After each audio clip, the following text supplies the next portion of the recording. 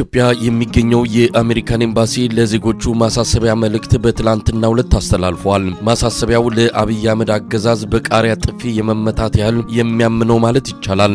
ረቡዕ ዕለት ካዛንቺስ ትንሳኤዋን አገኘች የሚል መሪ ቃል ይዞ የገነባውን ፏፏቴ የልጆች መጫወቻና የእግር ኳስ ሜዳ ያስመረቀው አብይ አህመድ ሁለት ቀን ሳይሞላው በደስታው ላይ ቀዝቃዛ ውሃ የሚቸልስ መግለጫ ከአሜሪካን ኤምባሲ ሲወጣ የሚፈጥረውን ድንጋጤና በብልጽግናው መንደር የሚከሰተውን መደናበር በቀላሉ መግለጽ የሚቻል ነው።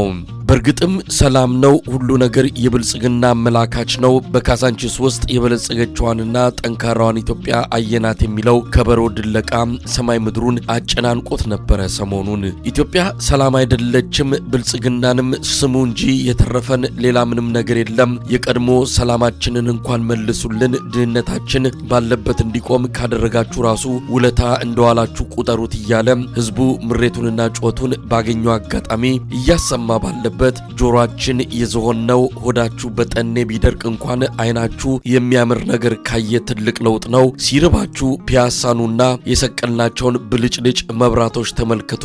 ሲጠማችሁ ወደ ካዛንቺስ ዘልቃችሁ ከፏፏቴው ጎን ፎቶግራፍ እየተነሳችሁ ያኔ ጥማችሁ ይቆረጣል አይነት መልስ እየሰጡ ያሉት ብልጽግናዎች በአሜሪካን ኤምባሲ መግለጫ ነርቫቸው ቢነካ አይፈረድባቸውም። ጉዳቸውን አደባባይ ያፍረጠረጠ ቅስማቸውንም የሰበረ መግለጫ በመሆኑ የአሜሪካው ኤምባሲ ማሳሰቢያ ለአሜሪካን ዜጎች የተላለፈ የኢትዮጵያውያን የዘመኑ እውነት ነው። በሌላ አነጋገር አሜሪካን ኢትዮጵያውያን የገጠማቸውን እጅግ ዘግናኝና አሰቃቂ ሁኔታ ዕውቅና የመስጠት ያህል የሚወሰድ መግለጫ አውጥታለች ማለት ይቻላል። ዜጎቿ በማንኛውም ሰዓትና ጊዜ የሚፈጠር ግርግር የሰላም መደፍረስ ሊኖር ስለሚችል አስፈላጊውን ጥንቃቄ እንዲያደርጉ ነው አሜሪካን ያሳሰበችው።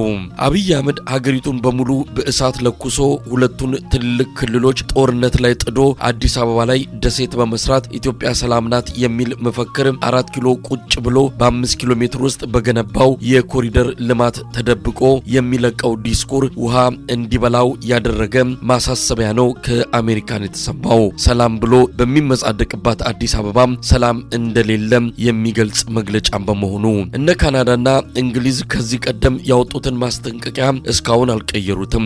ዜጎቻቸው በየትኛውም የሰሜንና የምዕራብ የምስራቅ ኢትዮጵያ አካባቢዎች ዝር እንዳይሉ ያስጠነቀቁት መግለጫ እስካሁን በኤምባሲዎቹ ድረገጽ ላይ ይገኛል። ሌሎች የምዕራባውያን ሀገራትም ኢትዮጵያ ውስጥ ዜጎቻቸው ከፍተኛ ጥንቃቄ እንዲያደርጉ በየጊዜው ማሳሰቢያ ማውጣታቸውን አላቋረጡም። የአሜሪካን ኤምባሲ የትላንቱ ማሳሰቢያ አዲስ ነገር ባይሆንም የአብይ አህመድ አገዛዝ የኢትዮጵያ ትንሳኤን ልንጨብጥ ከጫፍ ደርሰናል የሚል በዳመና ውስጥ እየተንሳፈፈ የሚሰጠው የቅዠት ዲስኩር በበረከተበት በዚህ ሰሞን መሆኑ ብልጽግናዎች ቅንድባቸው ከፍ እስኪል ሊያበሳጫቸው እንደሚችል ምንም ጥርጥር የለውም። አሜሪካን በነካጇ ሰላማዊ ዜጎች በአማራ ክልል በድሮን የሚጨፈጨፉበትን እጅግ ዘግናኝ ትዕይንትን በተመለከተም የሆነ ነገር ብትል ጥሩ ይሆን ነበር።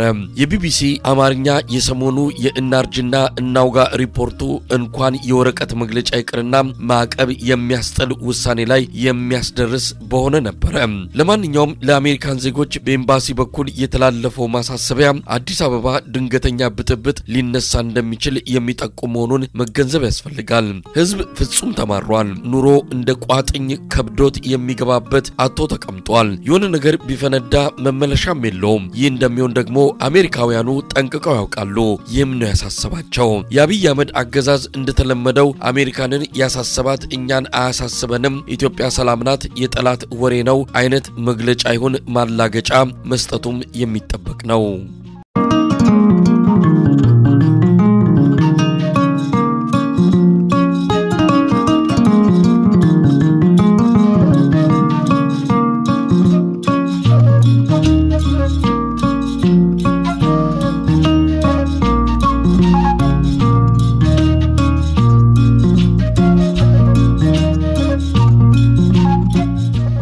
ጅቡቲ በሀገሯ በህገወጥ መንገድ ለሚገኙ ኢትዮጵያውያን የተጠየቀውን የጊዜ ማራዘም ጥያቄ ውድቅ አድርጋ በአስቸኳይ ሀገሯን ለቀው እንዲወጡ አስጠንቅቃለች። በማይናማር በአስከፊ ወታደራዊ ካምፖች በግዞት ውስጥ እየተሰቃዩ የሚገኙ ከ700 በላይ ኢትዮጵያውያን መንግስታችሁ ችላ ስላላችሁ እኛ ምንም ማድረግ አንችልም መባላቸውን ከሰማን ሳምንታት ተቆጥረዋል። የሌሎች ሀገራት ዜጎች መንግስቶቻቸው በቶሎ ወደ ሀገራቸው ሲመልሳቸው ኢትዮጵያውያንን ግን የሚቀበልም ሆነ የሚመልስ መንግስት ባለመኖሩ አስከፊ በተባለ የግዞት ካምፕ ውስጥ እንዲቆዩ ተደርገዋል። በሳውዲ አረቢያ 45 ኢትዮጵያውያን የሞት ፍርድ ተፈርዶባቸው አንገታቸው በካራ ሊቀላ የጊዜ ጉዳይ ብቻ እንደቀረው እየተነገረ ነው። በአውሮፓ ኢትዮጵያውያን እየተጠረዙ ወደ ኢትዮጵያ እንዲመለሱ ተወስኖ በየስደተኛ ማቆያ ካምፕ የኢትዮጵያ ዘር ሞልቶ ፈሷል። ዓለም አቀፉ የስደተኞች ተቋም IOM ወደ ሳውዲ አረቢያና የመን የሚሰደዱ ኢትዮጵያውያን ቁጥር በ27 በመቶ መጨመሩን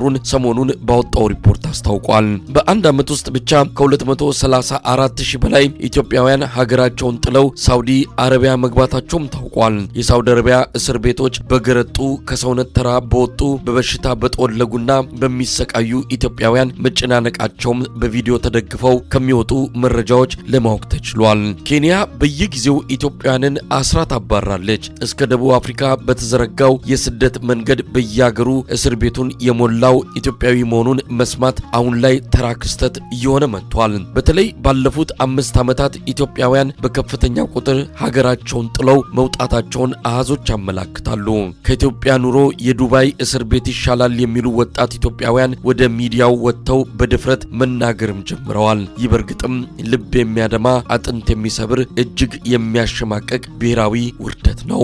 ለአብይ አህመድ አገዛዝ እንዲህ አይነቱ ቅስም ሰባሪ ክስተት ቦታ የለውም። የሚያስጨንቀውም የሚያሳስበውም ጉዳይ አይደለም። ገንዘብ የሚያስገኝ ከሆነ በጠራራ ፀሐይ ዜጎቹን እያወጣ እንደ ባሪያ ስርዓት ሊቸበችብ የሚችል ሞራል አልባ አገዛዝ ነው። ሰሞኑን የጀርመን መንግስት 4000 ኢትዮጵያውያንን ጠርዤ እመልሳለሁ ለዚህ ገንዘብ እሰጣለሁ ሲለው አብይ አህመድ ቃላችሁን ሳታጥፉ በቶሎ አድርጉት የሚል ምላሽ እንደሰጣቸውም ይነገራል። ለዜጎቹ ተጨንቆ የመሰለው የዋህ መቼም አይጠፋም። ወይም በጎን ህዝብን ካገር ብርር ብሎ እንዲወጣ ያደረገ በጎን ደግሞ ገንዘብ እየተቀበለ ቢዝነስ እየሰራ ነው የምትል የውስልትና ምክንያት ማቅረብም የሚቃጣው ሊኖር እንደሚችል መገመት አይከብድም።